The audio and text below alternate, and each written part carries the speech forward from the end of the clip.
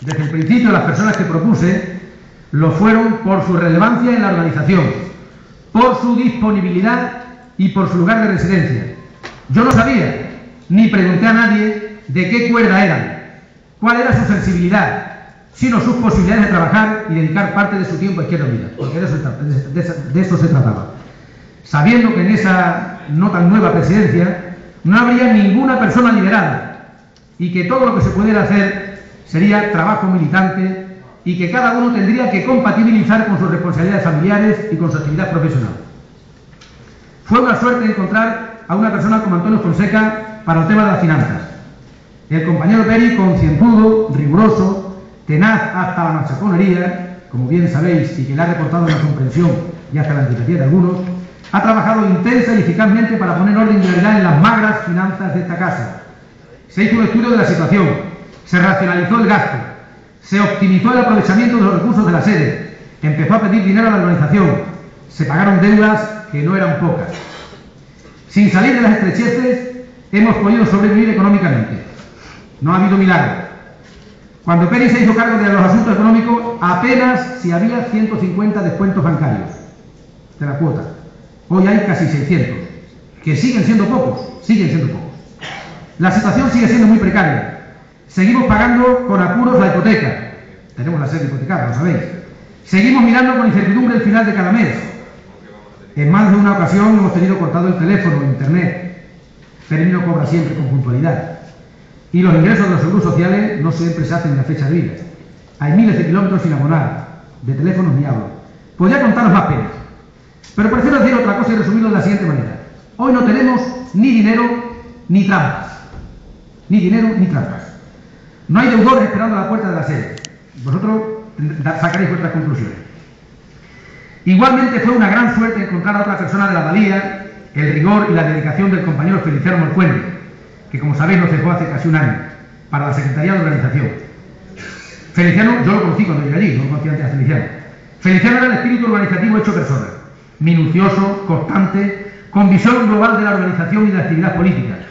Feliciano, al que yo no conocía, le dio estructura a la nueva presidencia, puso en orden la casa, incluso en el sentido físico del término. Preparó planes de trabajo, secuenciados y temporalizados, creíbles, sencillos y evaluables. Preparaba y controlaba mi agenda. Yo, que soy un poco propenso al trabajo discontinuo, casi siempre intenso, pero personalmente desordenado, cuando empecé a aterrizar y a ver todo lo que había dentro y cerca, no habría aguantado ni un mes entre tareas pendientes, viajes, acumulación de compromisos, rueda de prensa, si no hubiera sido por la ayuda y el temple de Feliciano.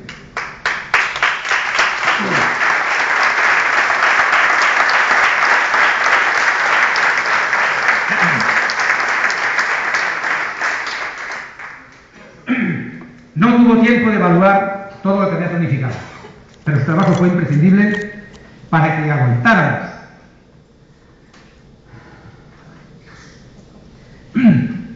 Y para que después el compañero King tomara el testigo. En un momento de esta asamblea, antes de que empiece el debate, os pediremos un minuto de silencio como homenaje y agradecimiento para él y para Fabián. Y así empezó una actividad frenética y en muchos aspectos atropellada. Apenas habíamos salido de una cosa, de un asunto cualquiera, cuando ya había otros 2 o 3 que engrosaban la lista de cosas pendientes. Y las 2 vertientes de trabajo que intentamos realizar eran simplemente una vertiente interna y una vertiente externa. A nivel interno, la tarea prioritaria era reorganizar los censos. Buena faena nos hicieron los censos en su día. Veníamos de un problema de censos, que reflejaban la realidad de la organización, vinculados efectivamente al pago de la cuota, para abocar lo más pronto posible en una asamblea regional en la que se renovarían los órganos de Izquierda Unida, incluido naturalmente el coordinador general, cerrando el conflicto en 2006 y acabando con la situación de interinidad en la que yo me veía. Entendíamos que mientras no se cerrara el conflicto interno, la recuperación y el despegue de Izquierda Unida sería mucho más difícil. Se enviaron cientos de cartas, miles quizás, a todas las direcciones que teníamos, actualizadas o no. Se pidió a todos los coordinadores locales que rehicieran las fichas de afiliación, por razones internas, que nos habíamos propuesto hacer censos reales, y por imperativo legal, que sabéis que hay una ley de partidos que obliga a una afiliación individual, etcétera, etcétera. La respuesta, compañeros, fue insuficiente. Teníamos que pasar a una situación organizativa en la que los censos eran de toda la vida, poco vinculados al pago de la cuota y que no se reactualizaban periódicamente, a una situación nueva en la que la cuota era el vínculo principal con la organización. Si las cuotas antes apenas llegaban al 10% de los recursos totales de Izquierda Unida, en la nueva situación no deseada, una situación sobrevenida, sin grupo parlamentario, con una reducción sustancial de las aportaciones de cargos municipales, las cuotas pasaron a ser el 90% de nuestros recursos, compañeros. Que lo sepáis. Dependemos de las cuotas, de vuestras cuotas. De ahí la insistencia y la antipatía del compañero Pérez. Pero, como os decía, el proceso fue lento, no se asumió como una necesidad y había mucha resistencia. En general, resistencia a hacer el descuento bancario. Nuestra cultura era de pagar en sede o al compañero responsable de finanzas. Y el otro día con un compañero hablábamos de la época en la que teníamos un carnet cuadrado rojo del partido en el que ni siquiera se cotizaba en la sede. Había un compañero de finanzas que con los cuadraditos de cada mes pegaba el sello en cada sitio. Claro. Entonces eso era otra vinculación que había con la organización y otro control que teníamos. Pues teníamos que pasar de esa situación a lo que nuevo nos trae la ley de partido. Entonces nuestros hábitos eran los que eran. Así que había resistencia a hacer las nuevas fichas que ya estaban hechas de toda la vida, porque yo estoy apuntado ahí, yo soy toda la vida, no me vas a borrar ahora, o vas a poner en duda que yo sea del partido ahora, que yo sea de esta historia. Entonces, era a veces muchos compañeros lo consideraban como si una desconfianza en pedirles que había que rehacer la ficha.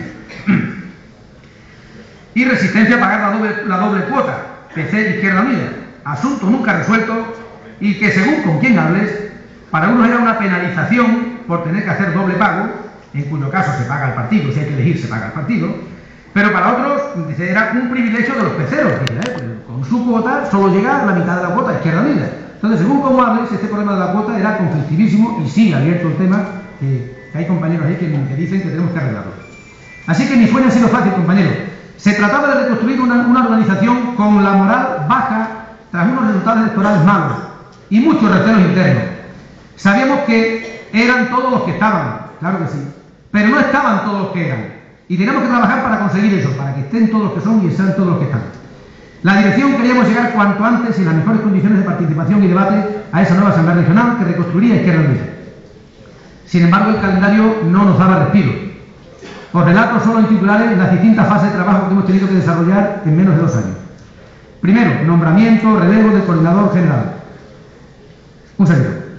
Había que tomar terreno, había que reestructurar la presidencia, enterarse de cómo está la sede, que hay en cada armario, en fin. Eso fue en octubre del 2007.